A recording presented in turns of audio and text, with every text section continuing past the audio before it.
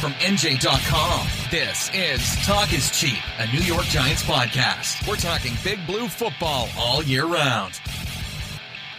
Welcome on in, Giants fans, to episode 150 of the Talk is Cheap podcast, a New York Giants podcast from NJ Advanced Media. I'm Ryan Dunleavy, beat writer, and in a minute you'll hear my colleague, columnist Steve Politi. You can find this podcast for free on iTunes, SoundCloud, Stitcher, iHeartRadio, Google Play, Spreaker, and anywhere else you can find a podcast. We'd appreciate your 5-star review. Hopefully, we're about to earn it. Steve, they traded Odell Beckham. Yeah, I'm just glad we're both here. I heard there was a rumor you're going to be traded to Cleveland.com for a bag of pencils. So I'm glad you're still here. Hey, maybe me and like a first rounder for Mary Kay Cabot. No, that's still not even. Not a good deal. No. Yeah, it was pretty. You have to admit, even with the rumors, and I'll tell you, like you heard, they might be trading, they might trade him, and there was enough smoke that you knew that it was a possibility. But still, when it happened, it is the rare sports news that made me go, holy bleep, I mean, it really was a holy bleep moment. It really was. And we had heard it, and fans didn't want to believe it. And, it was the Rams, then it was the Patriots, then it was the 49ers, then it was the Browns, then it was the Patriots, then it was 49ers, then it was the Browns. And really, Beckham ends up in a great situation for him.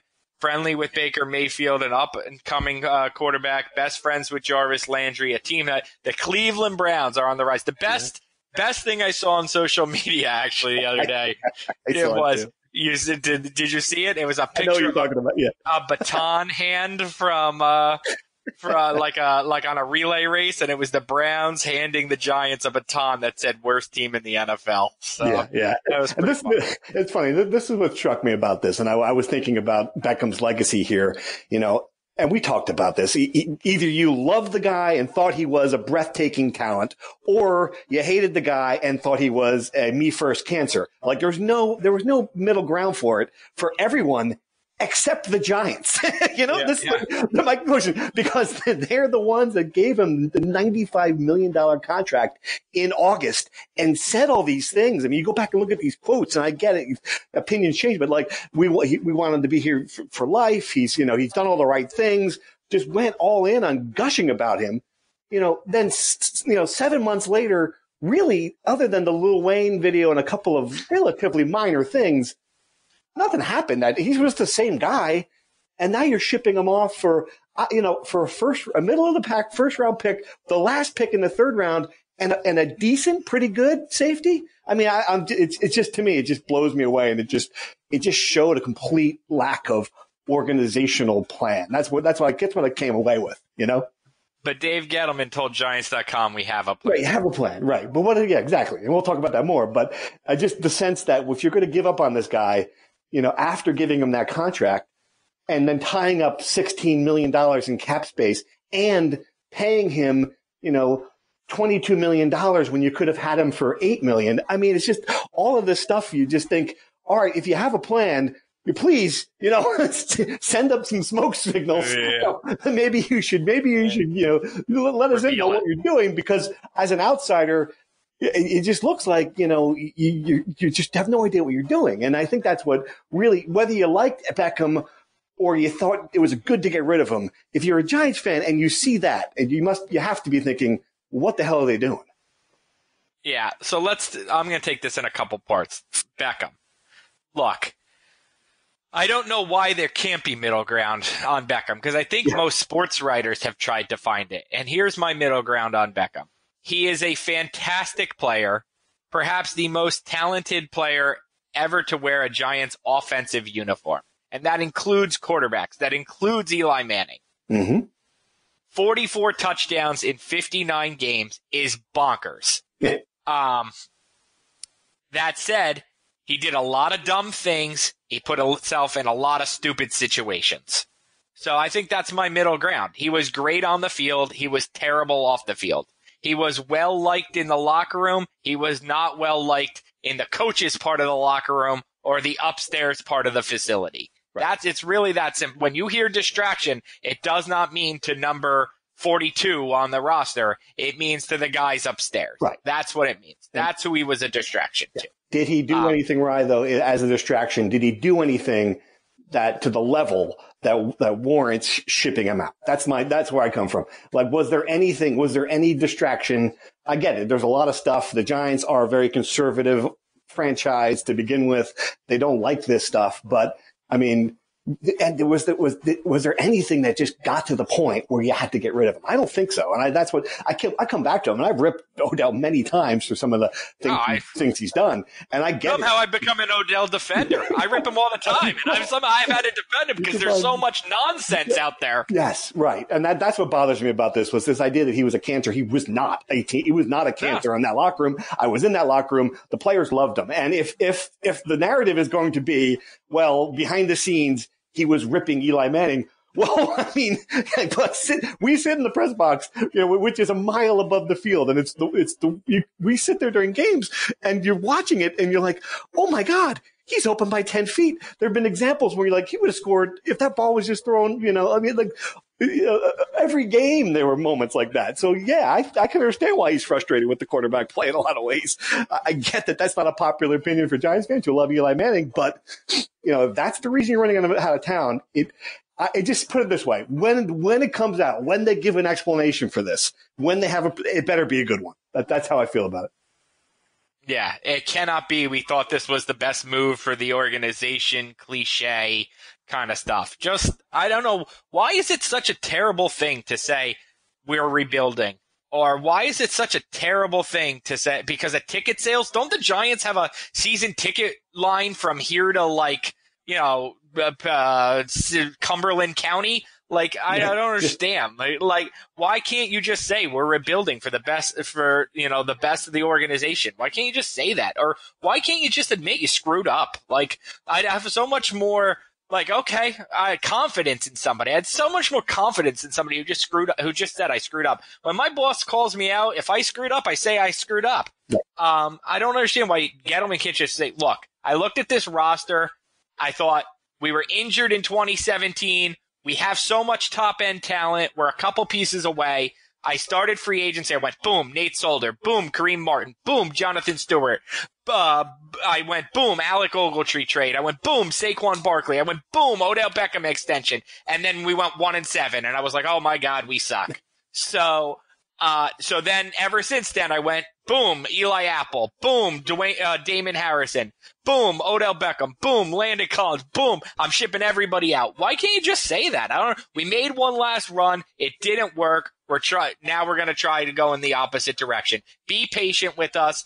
We're going to build it the right way. Why can't you just say that? You're absolutely right. And it would be a refreshing thing to hear. I will say this, though, from the other side of it, if they really are rebuilding, you mean to tell me that there's not a place for a 26-year-old receiver who's one of the top three at his position? I mean, I just don't understand. Or for that matter, a 25-year-old safety or who's your best playmaker in defense. I mean, there's just many of these things they're doing. All right, strip down the roster. Is the goal to go 2-14 next year? I mean, is that what we're doing? It's just, we've got, you had a terrible defense to begin. Forget the offense and losing Odell. We've seen what that offense looks like with Eli Manning and without Odell Beckham. So let's forget that. Now go to the defense. I mean, that defense was bad last year. It's going to be, you're stripping away some of the best players on that side of the field. Here's what I will say. Here's what I'll say, Steve, since you brought it up. Is there room for a 26-year-old receiver in a rebuild? Yes. Is there room for that if that guy's name is Mike Evans or Brandon Cooks or Sterling Shepard? If that guy's name is Odell Beckham, I'll say this. I don't know that there is room for Odell Beckham in a rebuild because Odell Beckham shows up. And we can say maybe rightfully so, whatever, he's open. He shows up a 2-time Super Bowl MVP Hall of Fame quarterback. If some rookie comes in here, Odell Beckham would have shredded Kyle Lauletta. He would have made him look so bad, like throwing his hands up in the air, talking about, mumbling about him under his breath. Would he do that to Dwayne Haskins? Would he do that to Baker Mayfield? Would he do that? I mean, you want to say no, but what if that guy struggles? What if the quarterback they pick is Ryan Leaf? Odell Beckham would ruin that guy. But let's do it the other way. What if the quarterback's really good? What if you do take Dwayne Haskins? Yeah. Now you're taking away a player who could ease that transition. This is what I don't understand. They have to get a young quarterback in here. They know that. I think they're planning on doing it. So now, that quarterback's going to come in, and instead of having Odell Beckham drawing a double team and making everything so much easier for the offense, he's throwing to Sterling Shepard, who was a fine receiver, but he's not a number one receiver. There's not going to be a number one receiver on this team next year. So even if you're making that transition to the new era, I mean, I think we saw how hard it is for a rookie quarterback to come in and play. The Jets had this with Sam Darnold. They didn't give him a number one receiver, and he struggled at times. So it's going to be the same thing with whoever the Giants draft now. Here's the one thing I want to say on this podcast. If I say nothing else on this podcast, I want to say this. I do not want to hear. I will literally, I don't know, I will mock whoever this fan is will receive relentless mocking from me for the rest of his life. The first fan who says to me, oh, well, it's not Eli Manning's fault. He has no receivers. I am going to lose my freaking It's coming. mind. It is coming.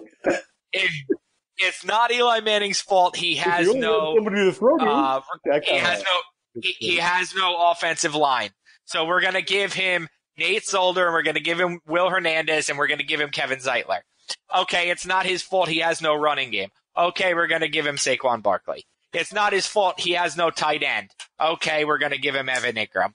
Now we're going to say it's not his fault. We have no receivers. No, do not say it. Do not come anywhere near me. When they are 0-4, do not come anywhere near me with, what do you expect? He's throwing to Benny Fowler. I do not want to hear that. All right, so this is something I wanted you to do because he did. Dave Gettleman has taken a relentless amount of heat, and I totally understand why, right? But he's also been in the league for 40 years. He's a guy. I mean, he's not a total idiot. When he says he has a plan, I think you have to say, all right. He does. I mean, he can't. They have meetings. They talk about things. They have whiteboards in the building. I want you to tell me what you think that plan is. And is there a scenario where we're wrong, where what he's doing now, accumulating these assets, is going to put them in a situation where they'll be in good? Like, what has to happen now? Take me through what you think the path to us looking like idiots for ripping this trade is. Well, I'll start with the second part of what you just said. And I think it's so simple. Take 17 and take 6. Pick 17 and 6. Trade them for 1 or 2, whatever you can get, and get Dwayne Haskins. That's it. And then, assuming that you believe in Dwayne Haskins, I mean, obviously, if you don't believe in him, then I don't know what to tell you. But if you believe in him, go get him, and then no one cares. Trading Odell Beckham for the number 17 pick in the draft, the number 95 pick in the draft, and Jabril Peppers is always going to look like a bad trade. But trading Odell Beckham for the Giants' next Super Bowl winning quarterback is a great trade. So if you believe that it's Dwayne Haskins, then that's the scenario. That's the scenario Gettleman was talking about at the NFL Combine when he was when he said he would love to gift the Giants a franchise quarterback, go to Cape Cod, kick his feet up and retire and watch it from afar. Basically what Ernie Accorsi has done for the last decade. I got Eli Manning. I'm going to put my feet up, watch, and revel in the fact that I gave the New York Giants their quarterback by trading a first-round pick the next year. I think it was Luis Castillo, the Jersey native. The fact that I don't even know that for sure, and most of our listeners do not, I think tells you, give up 17, and even if he becomes a Pro Bowl defensive end, no one cares if you draft the next Eli Manning. No one cares what the 49ers get with picks 6 and 17. If you end up with the next Eli Manning, that will get them up there. That's what the charts say. From 6 to 2, it might cost you 6-17 and a 5th rounder or something like that. We're going to say they did that. Yes, they got Haskins. Okay. They got the quarterback. All right, now what? What's the next? But so So you asked me what the plan is. I think Dave Gettleman's plan is to accumulate as many draft picks as possible and rebuild the team with cheap young talent, and then have like $100 million in salary cap space next year, the way the Jets do right now, or the 49ers do, or the Packers, or all these teams you see making huge splashes, player. Oh my God, the Jets sign everybody. Oh my God, the Packers sign everybody. Oh my God, the Raiders got everybody. I think that's the plan. If you're asking me what the plan is, it's cheap young talent right now, quarterback right now, learn behind Eli Manning in the, quote, Kansas City model, somebody call Mike Francesa, and then accumulate cap space, and then next year sign the free agents to complement the young talent. So for this has to happen, he has to have what would be an historically great draft, pretty much, right? He's got to use these 12 picks. He's got to trade up to get the quarterback, and then he has to be right with them. He's got to be right with the second round picks. He's got to get guys who can come in and play right away. Or as we've discussed before, Eli Manning's, last trip down memory lane is going to be ugly. It's going to be ugly next year. Yes. I think Eli Manning's, whether he gets the guys or not, not every rookie is Saquon Barkley. BJ Hill and Lorenzo Carter had nice rookie years, but they had one guy had 4 sacks, the other guy had 5.5. They played a lot, but it's not like, oh wow, these guys transformed us. Like, those are good picks, but that's not going to stop Eli Manning's last season from being a disaster. Like, Eli Manning's last season is going to be a disaster. Like, the thing about Eli Manning is he's only 2 games over 500 for his career. So if he goes out and the Giants go 0-6 or something, he's under 500 for his career. He gets benched. It's a really sad way to end it. And look, that's why I've been arguing that I don't think he should be the quarterback in 2019. All signs indicate he will be. And like I wrote this morning, I guess shame on me, because it always was going to end in 2020. The only natural way for this to end is with an amicable, you have no contract, we're not cutting you. It's up to you whether you want to go retire or play somewhere else, but that's on you, Eli Manning. The Giants are no longer responsible for you. Kind of the way that you break up with somebody without actually having the breakup. All right, this is a perfect transition to your favorite game, true or false. For listeners who aren't familiar with this, when we did the Rutgers podcast, I would give a true or false questions to Dunleavy. He would answer quickly, and then we'd come back and revisit the topics later. Let's get right started with that. True or false? Eli Manning is the opening game starter in 2019. Did you say 2029? True or false? He is the game 8 starter in 2019. True. He is the game 16 starter in 2019. Are they home in week 16? I'll say yes. I'll say yes, but only because that's his final farewell game. I would say he is not the starter for the final. So he's not then. Game. It's false. Next question will be false. He is not the starter for the 2020 season opener. In your opinion? No, I'm going to say no. Although I probably would have said that at this time last year, I'm going to say no. True or false? Is not the 2020 starter. Getting Josh Rosen is actually a smarter move than trying to draft Dwayne Haskins. I think. Okay. False. I say true or false? We will. True or false? I'd like to the Giants' offensive line will be much better in 2019. True or false?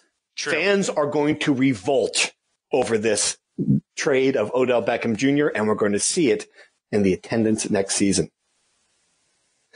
True or false? True. Saquon Barkley's numbers will take a big hit as the result of losing Odell Beckham Jr. in this offense. True or false? False. Landon Collins going to the Redskins will turn out to be a good thing for the New York Giants. All right. That's all. False. That's all I got. Wait, here's one more. True or false? The Giants have one more free agent move up their sleeves this month. Like a relatively big one. Like any kind of move or a big one? All right, let's revisit it. False. You think, False. What did you, I forget your answer on Rosen. Tell me what are your thoughts. Why? I said false. I think it's a good move. I do. I would, if you're telling me I can get Josh Rosen for a second round pick, that's a good move. That's good value. You're taking the number 10 pick from last year and getting him for 37. But two things. One, if the Giants were really sold on Josh Rosen, they would not have picked Saquon Barkley. They would have picked Josh Rosen. So now they're going to go back a year later and convince themselves, well, we kind of liked him. I mean, if Saquon wasn't there, maybe we would have picked him. No, you probably would have picked Sam Darnold.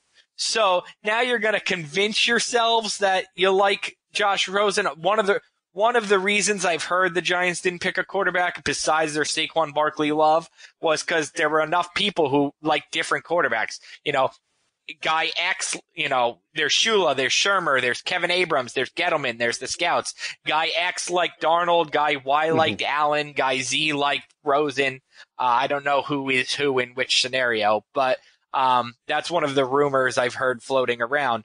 So now you're going to all convince yourselves, all the guys who were on Team Allen or Team Darnold are going to convince themselves that Rosen's the guy. That's a little shady to me. And I personally, you're asking me, I watch a lot of football. I'm not paid to be a general manager or scout, but I watch a lot of football. I think Haskins is better. I do. I think Haskins is better. So I think it's worth giving up what you have to give up to get the better quarterback. Quarterback is so important that you take the right guy. If you have an A grade on Haskins and an A minus on Rosen, it's worth giving up the first round picks for the A rather than the second round pick for the A minus in my mind. You don't cheap out because it's a better value deal. You can make value deals at safety. You can make value deals at wide receiver. At quarterback, give me the best player. It's sort of fascinating though. If we were redrafting, where would Rosen go if he was in this draft? You know, it's kind of like it's interesting, right? Where would he go in a redraft of 2018, or if he was where would he rank in the quarterback prospect? He was at number. He was like on top of that heap at a certain point last year. Why? It's funny you asked that because I've asked multiple people, multiple scouts or analysts where Murray and Haskins would rank in 2018, not where Rosen would rank now, but it's the same premise, right? And Daniel Jeremiah of NFL Network had Rosen as his number 2 quarterback in that group. Okay. So Darnold, Rosen, Mayfield. So now look, that's at the time, you know, that's not counting what Mayfield did as a rookie. That's at the time grades for them, and right now grades for Haskins and Murray. And he had Haskins way down. I think he was 6th, tied for 5th, which is scary. Daniel Jeremiah is excellent at his job. And then Lance Zierlein from NFL.com has Haskins 2nd in that group, or tied for 2nd, I believe, in that group. So there's very different opinions. Haskins ahead of Rosen in that group. In my opinion, where would Rosen be in this draft? I think he'd be the number 1 pick in this draft, the number 1 quarterback in this draft. You might say Bosa's ahead of him, but I think he'd be the number 1 quarterback unquestioned in this draft. I think the only reason people are down on Rosen right now is because he was terrible as a rookie, but he was playing for a terrible organization with a defensive coach and really no offense. So I think that's the reason people are down on him. Last year, the only knock on Josh Rosen was he's arrogant, or, you know, he thinks he's better than he is, or whatever. No one said he stinks. No one questioned his talent. Now we're questioning his talent because he was bad as a rookie. Giants fans well, know. Eli Manning was Giants fans know that's no way to measure a player. So that's fascinating. All right. Yeah, so Sam Darnold was not good as a rookie. He showed flashes. He's better than Rosen, but he wasn't good as a rookie. And Jets fans are through the roof Rosen excited is such about a better and I believe me, I love Haskins. I saw a lot of his games, just Ohio State. I just feel like though the body of work is so much stronger for Rosen. If you can get him at a discount for a 2nd round pick, and then get the one of those pass rushers in that draft. I don't know. It's an intriguing. I'm not saying it's the way they're going to go. If they're not sold on him, you're right, they can't do it. But it is an intriguing scenario where then you can use both of those 1st round picks on immediate contributors or cornerstone guys. That's fascinating. Correct. Yeah, you come away with a pass rusher, maybe two pass rushers, or a pass rusher and a right tackle, or a pass rusher and a wide receiver, and Josh Rosen, if you believe in him, and all of a sudden your rebuild just got sped up if Josh Rosen's the guy. Put it this way, if you get Rosen, you're better faster. If he's good. If you get if he's good.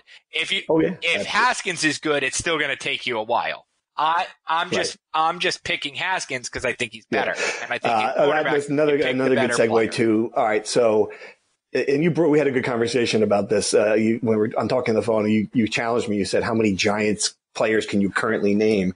And it was bad when Zach Diossi was like the fifth guy I came up with, but where I had the most trouble was currently on this defense. I mean, it's like, all right, is Curtis Riley still a safety? Yes. Who's the other safety? I mean, Jack Rabbit's still here, right? I mean, like it really is crazy. It really is crazy. Yes. I mean, what are they going to do? Here is the Give it to me. Here is the Giants' current starting defense. Promising young player. B.J. Hill. A player. Dalvin Tomlinson.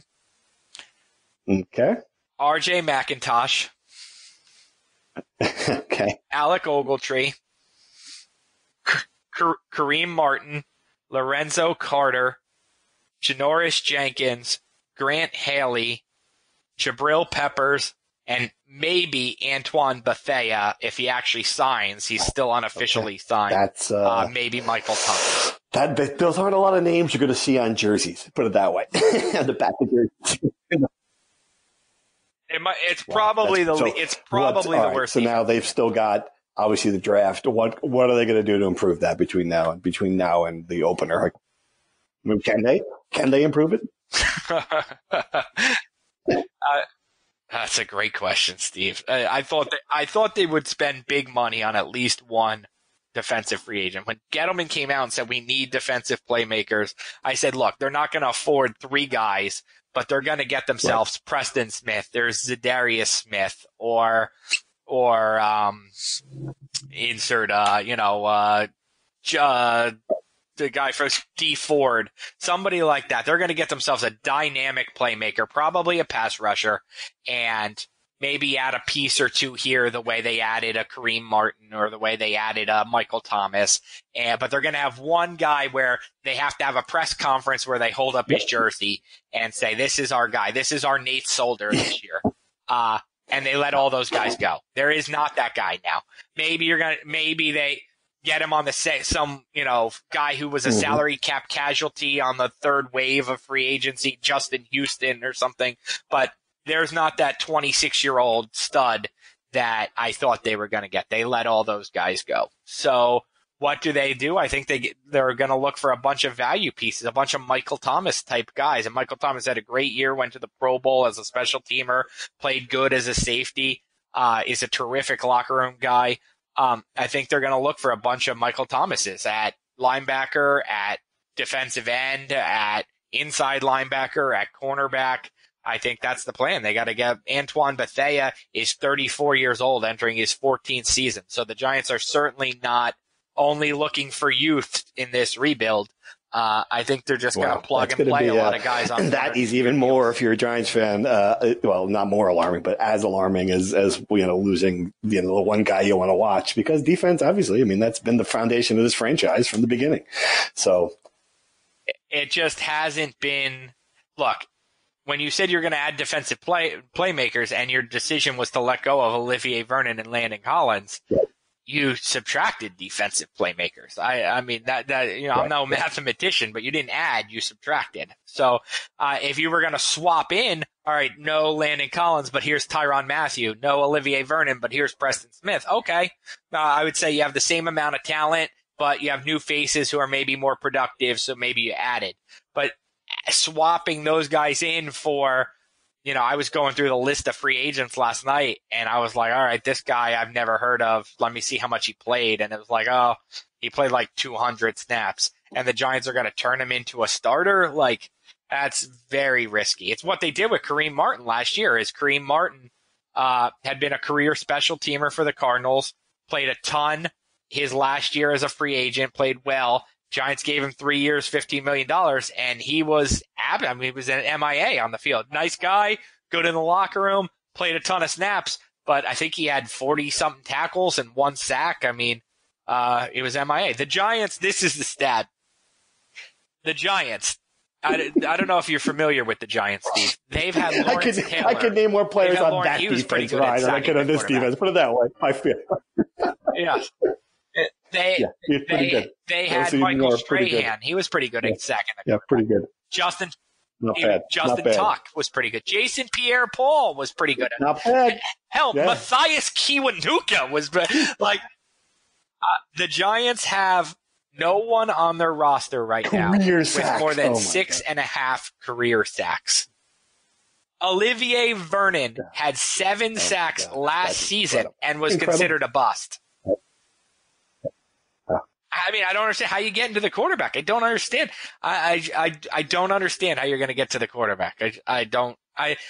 People keep saying to me the Giants are going to lose a lot of 38-35 games. I think the Giants are going to lose a lot of like 55-35 games. Like I don't forget 38 might be kind. It is fascinating, and so, I don't know. Looking through reading the reactions from a lot of smart NFL observers, not just people who have had jobs in it and who might have an axe to grind, but people who are just unbiased, like Bill Barnwell, and people who really look and crunch this stuff and dive deep into some of these moves.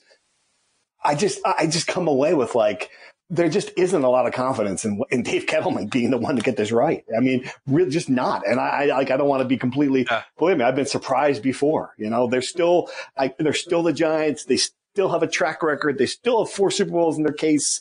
It is a hard sell right now from where I'm standing now to see that end game when we're standing there in lower Manhattan with the confetti falling. It's hard.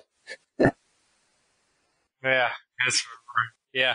You wrote something interesting about John Mara, because I wasn't covering it feels like I've been covering the Giants my whole life at this point. But I wasn't covering the Giants on December 4th, 2017 when they benched Eli. I believe they are, yeah, because actually at worse least today then than they were then. So then you've reached you're going to hit the reset button. You've reached that point. Like, you got it wrong. This is going the wrong way. And if they had just hit the plunger on that thing, if they had just got started over then, they did. But they moved on from Eli. If they had used that opportunity to realize they didn't have a quarterback who was capable of elevating this team, instead it was the opposite. I just feel like where they are now, I mean, other than Barkley, how many cornerstone players do you have? It's like it's not a big list. And the thing with John Mara, and I honestly thought there was a stretch where he wasn't just the best owner in the New York market, but you can make a case that he was the guy you wanted to own your team overall. He's a football guy, smart, family, lived and breathed it. The guy who would knock a chair over when they lost. You love to see that stuff. Just a guy and a guy who was represented the team well, who wasn't Dan Snyder. He wanted to just puke every time you saw him, who was in these meetings, who was influential in the league, who got stuff done. I mean, the transformation now, if his last name wasn't, really, he's certainly not Jim Dolan, but I mean, it's a Wilpon level string that he's on. I mean, you can't tell me it's not. And I think fans now are furious and have really completely gone the other way on him because of what happened over the last few years. And it's interesting to see because, his reputation was really at a high level just 3, 4, 5 years ago. Yeah. One more thing. I want you to put yourself in Eli Manning's shoes. You've covered Eli Manning a lot longer than I have. Why does he want to play for the Giants in 2019? Is it as simple as a guy who's made $200 million can't turn down another $17 million? Why would Eli Manning want to play for these Giants? I would not want to. I can promise you that if I had his success, his career, and had to deal with the amount of crap that he's going to have to deal with if the Giants are 2-14 in 2019 and he gets benched for Haskins or Rosen, and I wouldn't do it. out. I'm out. I'd go live on an island somewhere. I'd buy an island. I'm out. So why would Eli Manning want to be? We talk so much, Steve, about why the Giants would bring back Eli Manning. Why do they want a 38-year-old quarterback as they rebuild? The other side, the untold side. That's a great question. And I wondered that at the end of last year, like when the no trade clause and we were swirling around. I asked that same question. Why wouldn't he want to go to Jacksonville and give it a shot? Let's see what happens with Tom Coughlin and a young nucleus. I mean, who the hell knows? I think it is partly that he genuinely likes playing football and he likes being a quarterback and he loves living here. We know that he's a Jersey guy now. His family has said that as much, said as much. And I think he's the rare guy who does like having that played his entire career with one team thing. So, yeah, I agree totally. But then you have to start, then you're done. And you're done at 38. There's also a thing, like, I don't know that athletes look at it the way, like in any sport, look at it the way we do. Like, we look at it and say, well, they're going to suck. And he might look at it and say, well, we still got Shep. We still got, I can see him sitting there, we still got Shep. Line's a little better. That's a good Eli Manning voice. Can you do that voice again? Bring in a guy and give the ball to Saquon. I could totally see him thinking that. Of course, he's a prideful guy. He doesn't want to go out like, he thinks he can, he still thinks he can play. He's, he doesn't show it because he's not, he's not exactly Ben Roethlisberger with the fire or whatever, but he's a guy who thinks he can win. So I have to imagine that's the answer. But it's going to be really interesting, if we get back to that point again where he's sitting there and this is his last season and they are 2-6 and we are plotting toward, this inevitable end where, it's not quite like Derek Jeter where, it's like, but it's still, it's going out on this losing streak on another crap team. I think fans are going to feel sorry for him. Yeah, right. Remember, I feel sorry for him. People think sports writers are dehuman. Like, they think we love. I hate going up there every day and asking him, like, do you think you're going to start this week? Blah blah blah. Like, I feel bad for him. I mean, the guy's a football. I hate the word hero, but the guy's a football. On the football field, a hero on the football field. Like, I hate doing that. And, like Derek Jeter had that, it's funny because Manning kind of idolized Jeter and they've had very similar careers, championships and no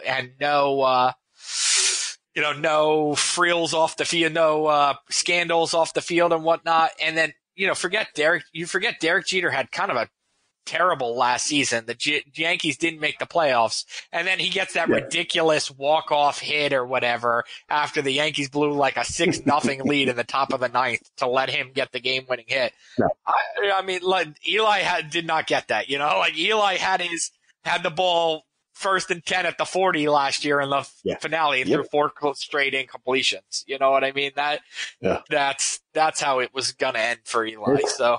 Not over. This but podcast, it's not over. I think, is over. He's though. coming back. So, I think this podcast is over. Yep. But you can find it on Spreaker, Google Play, iHeartRadio, Stitcher, SoundCloud, iTunes. Next time we'll probably be joined by my colleague and beat writer Matt Lombardo, but thanks for Steve Politi for filling in. Any 5-star reviews are appreciated. You can follow all our Giants coverage this offseason of any move they make, assuming they make any moves, on NJ.com/Giants. Draft, free agency, all the like. Odell Beckham, we'll still write about him, I promise you that. Thanks for listening to episode 150 of the Talk is Cheap podcast.